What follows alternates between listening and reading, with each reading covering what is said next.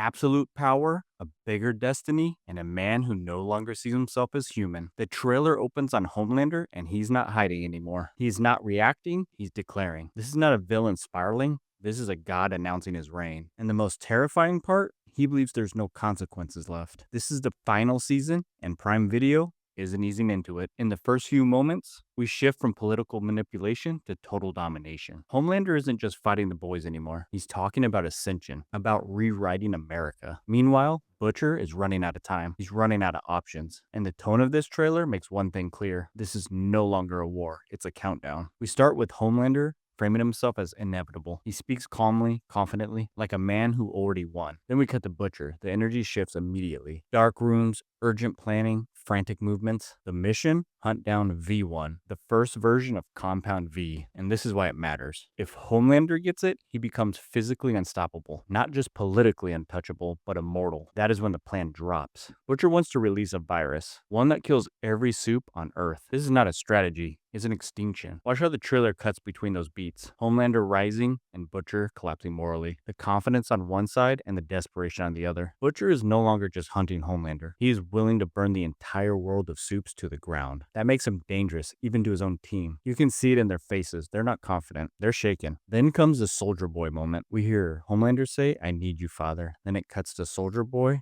being taken out of his cryo state. So it looks like Homelander is getting reinforcements to take on Butcher. This is where the trailer shifts, and up to this point, it feels like a dangerous plan. Then the virus becomes real. Not a threat, not leverage, but real. You see it hit the team. This is not about killing one monster. This is about erasing an entire population. And suddenly, the mission doesn't feel heroic. It feels catastrophic. That flips the emotional tone. Now we're not asking if they can win, but we're asking what winning even means at this point. Look how Homelander is framed in his ascension speech. He's not screaming. He's not unstable. He's calm, measured, almost serene. That's important because earlier seasons showed cracks, rage, impulse. Here, he feels composed. That signals evolution, not breakdown. And that makes him far more dangerous. This is not a villain unraveling. This is a villain stabilizing. So here's the real question. When the only way to stop a god is genocide, does that make Butcher a hero or the final villain of the story? Because this season is not promising a victory. It's promising a reckoning. Let me know in the comments, if you had the virus in your hand, would you pull the trigger? Thank you guys so much for getting us to that 500 subscriber mark.